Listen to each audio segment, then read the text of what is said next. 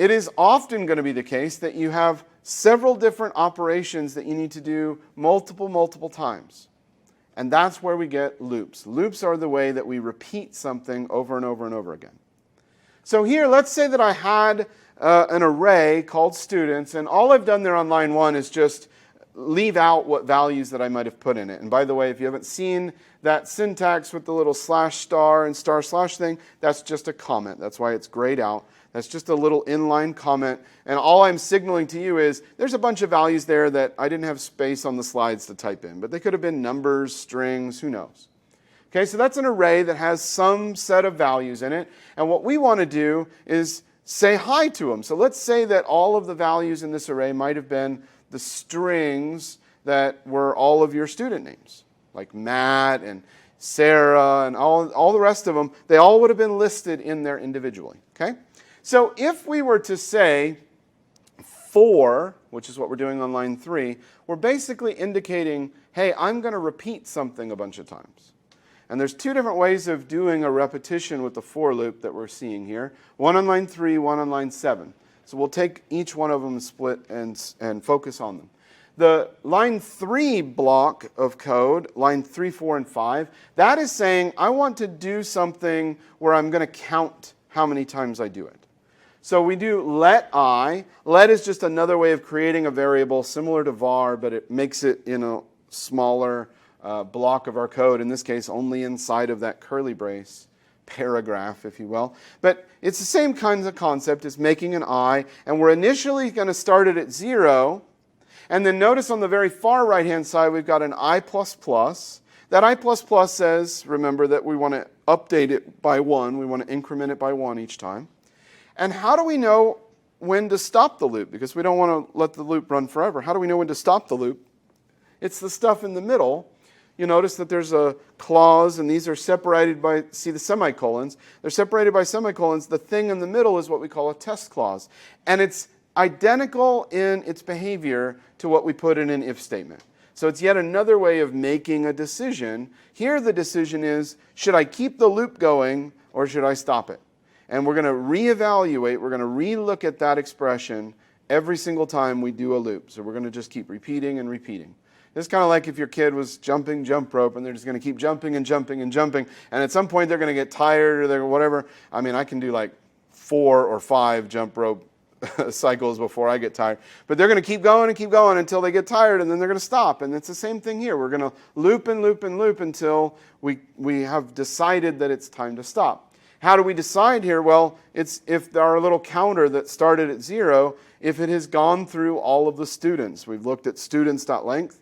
And maybe that was like 15, because there's 15 of you here. Well, it's going to go through all of those students, and then when it's done, then it says stop the loop. And for each time that we do the loop, we're going to call this function greetStudent just to say hi. So hi Matt, hi Sarah. We're going to do each one at a time. And the way we get out those values from the array to tell it who to greet is that students with the square brackets of I. That looks exactly like when we did square brackets of 1, but now we're telling it specifically which position to get based upon that little I variable that's going to be counting from 0 up to, in this case, 14. If we went from 0 to 14, that is 15 items or 15 iterations, 15 times that we've done the loop. Now, line 7 is a slightly different kind of loop. It's a for loop that is going to go over a list of values. So you notice I have this let student that's going to get assigned automatically by this for of loop. It's going to get assigned each value out of the array. So I don't need to go access it by a position. It's just going to automatically tell me, give me all of the values that are in this student's array. There's a very technical term for this. This is called an iterator, that it's going through a value source like an array and just getting all of those values out. But these are 2 very common loop forms that you'll find when you're seeing JavaScript programming. They're not the only kind of loops, though. There are while loops, for example.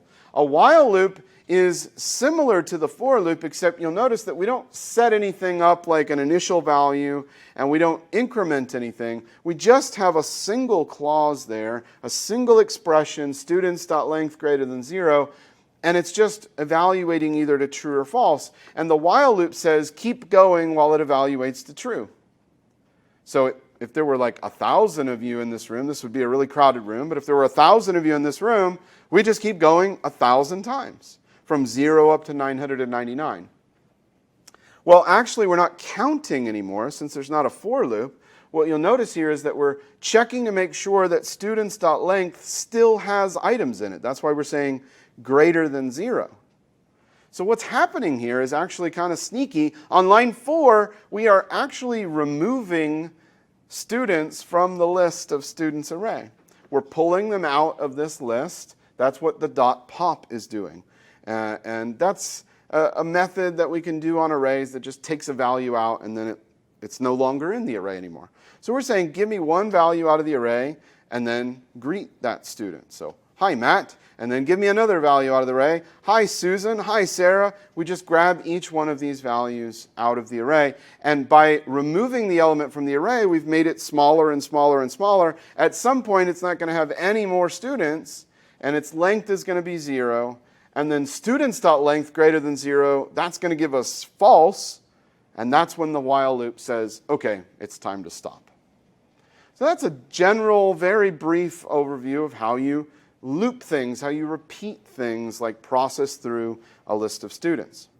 All right, let's try out a loop and see how this works. We've got a list of students here, and we've got a while loop that's going to loop over them and print them out. I switched it around a little bit just so that we can run it in our environment. When I click run here, you'll notice that we've printed Susan, Sarah, and Matt. That went in reverse order because pop is taking from the end. But there's a different method that we could have called on the array, and it's shift, which will take it off the front. So when I run it again, now we're going to see hello Matt, hello Sarah, and hello Susan.